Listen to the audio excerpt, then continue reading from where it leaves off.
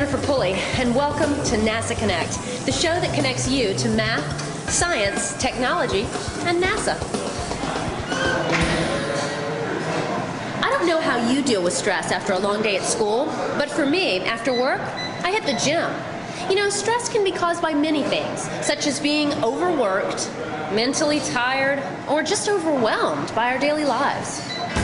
In fact, how many of you get stressed out over an important test? I get stressed when I don't have enough time in the day to complete all my work. Does that mean that stress is a bad thing?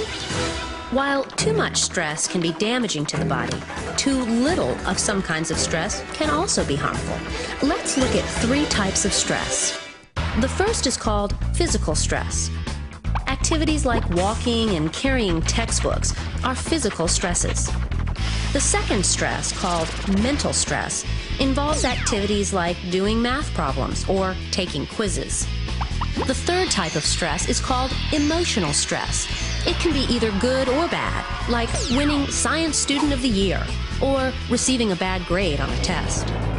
Our bodies, including muscles and bones, require some physical and mental stress or good stress to be healthy and grow. In today's program, we will focus on good stress and how to build better muscles and bones. We will also learn how NASA researchers collect and analyze data to better understand how our muscles and bones are constantly changing, especially in a microgravity environment. That's RJ. He's a friend of mine who's an up-and-coming cross-country star.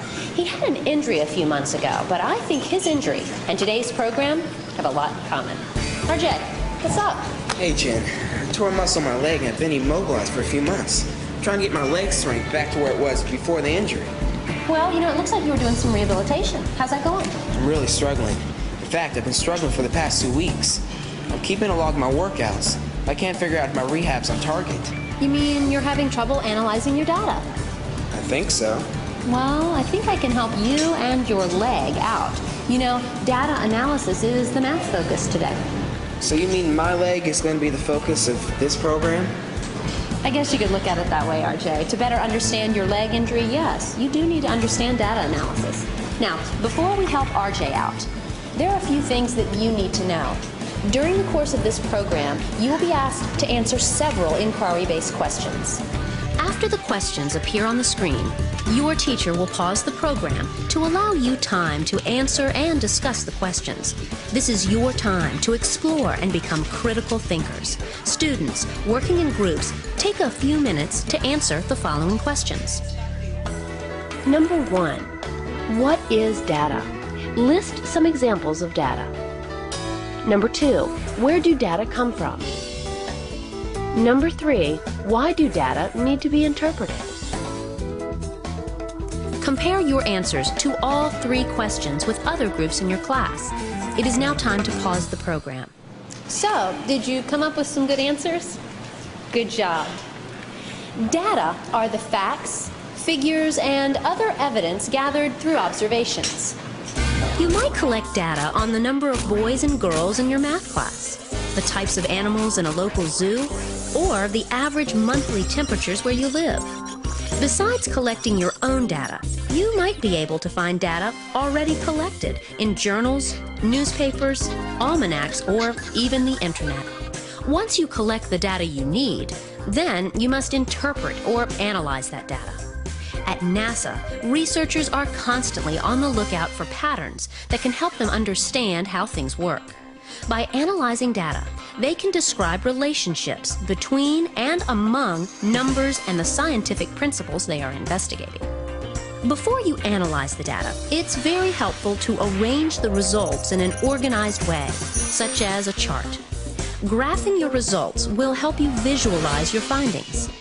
By organizing and visualizing the data, you can look for patterns and trends. For example, let's take a look at RJ's data. RJ, what do you have for us?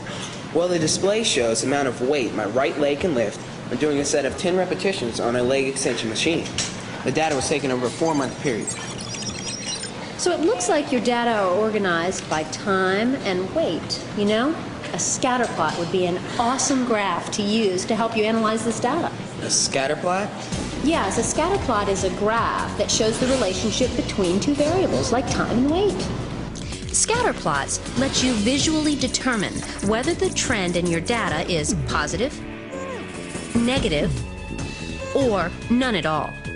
In your case, the two variables are time and weight. To make a scatter plot, we plot these two variables as ordered pairs. Here's what the scatter plot looks like. The x-axis is the time, and the y-axis is the amount of weight. And don't forget, you always need a title for your plot. Can you determine a trend or relationship in the scatter plot? In other words, does the data show a positive trend, negative trend, or no trend at all? This would be a great time to pause the program and discuss the relationship with your fellow students and teachers. It's now time to pause the program. Well, RJ, what can you determine from the plot? I noticed that my leg strength increased between March and May. But over the last month, my leg strength has remained constant. You know, RJ, you're right. You did have a positive trend for a couple of months. But I wonder why you leveled off.